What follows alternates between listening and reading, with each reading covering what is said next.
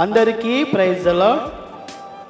ఈరోజు దేవుని పరిశుద్ధమైన వాగ్దానం, యెహోవాను బట్టి సంతోషించుము, ఆయన నీ హృదయ వాంఛలను తీర్చును. కీర్తన గ్రంథము 37వ అధ్యాయము 5వ వచనం.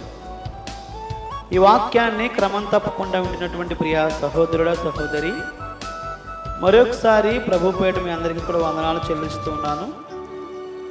ఈ దినాన్న ప్రభు మనకు అనుగ్రహించిన వాగ్దానం మనం జ్ఞాపకం చేసుకున్నట్లయితే, యెహోవాను బట్టి మనము సంతోషించే వారిగా ఉండాలని దేవుని యొక్క వాక్యము సెలవిస్తూ ఉంది. ఏ పరిస్థితుల్లో అయినా, ఎటువంటి స్థితిగతుల్లో అయినా దావీదు దేవుని బట్టి సంతోషిస్తూ వచ్చాడు. దావీదు దేవుని బట్టి ఆనందిస్తూ వచ్చాడు. దేవుని నామాన్ని ఎల్లప్పుడూ కూడా కీర్తిస్తూ కొనియాడుతూ ఆయన నామాన్ని ఘనపరుస్తూ వచ్చిన దాన్ని బట్టి దావీదును దేవుడు ఆశీర్వదించినట్లుగా దేవుని యొక్క వాక్యంలో మనం చూడవచ్చు.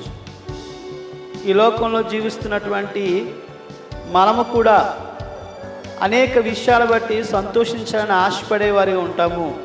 కానీ లోకంలో ఎక్కడా కూడా మనకు సంతోషము దొరకదు. కానీ మన రక్షకుడు మన కొరకు ప్రాణం పెట్టినటువంటి యేసుక్రీస్తు ప్రభువారి యొక్క ప్రేమను తలంచుకున్నప్పుడు, ఆయన మన పట్ల చూపించిన కృపను మనం జ్ఞాపకం చేసుకున్నప్పుడు, దాన్ని బట్టి మనము సంతోషించగలుగుతాము, దాన్ని బట్టి మనం ఆనందించగలుగుతాము.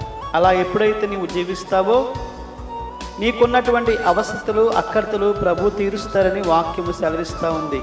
ప్రియ సహోదరుడా సహోదరి, నీ జీవితంలో ఉన్న కష్టం బట్టి, ఇబ్బందిని బట్టి, వ్యాధిని బట్టి, బలహీనతను బట్టి, అప్పులను బట్టి నీవు అధైర్యం చెందేవాడిగా ఉన్నావా, విచారంతో ఉన్నావా? అయితే వాటి వైపు చూడొద్దు, కానీ నిన్ను రక్షించినటువంటి యేసుక్రీస్తు ప్రభువారి వైపు చూసినట్లయితే, ఆయన బట్టి నీవు సంతోషించినట్లయితే నీ హృదయ వాంఛను ఆయన తీర్చి నిన్ను ఆశీర్వదిస్తారని, నీకున్న పరిస్థితులన్నిటి నుంచి కూడా ఆయన విడుదల చేసి నిన్ను దీవించే వారిగా ఉన్నారని మరొకసారి ప్రభు పేడ తెలియపరుస్తూ ఈ మాటలు ముగిస్తున్నాను.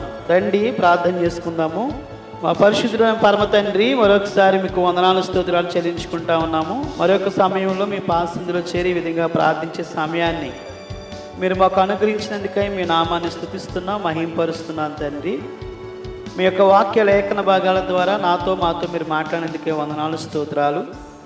యెహోవాను బట్టి సంతోషించుము, ఆయన నీ హృదయ వాంఛను తీర్చును అనేటటువంటి లేఖన భాగాన్ని ఈరోజు మాకు గుర్తు చేసినందుకే వందనాలు స్తోత్రాలు. ప్రభువా, మా యొక్క పరిస్థితుల్లో మేము మరి మిమ్మల్ని బట్టి మేము ఆనందించేవారిగా ఉండాలని, అది ఏమైనా సరే, కష్టమైన, ఇబ్బంది అయినా, వ్యాధి అయినా, బలహీనత అయినా, ఒంటరితనమైన ఏ పరిస్థితుల్లో అయినా మిమ్మల్ని బట్టి ఆనందించేవారిగా ఉంటే మీరు మమ్మల్ని ఆశీర్వదించేవారిగా ఉన్నారని మరొకసారి గుర్తు చేసినందుకే వందనాలు.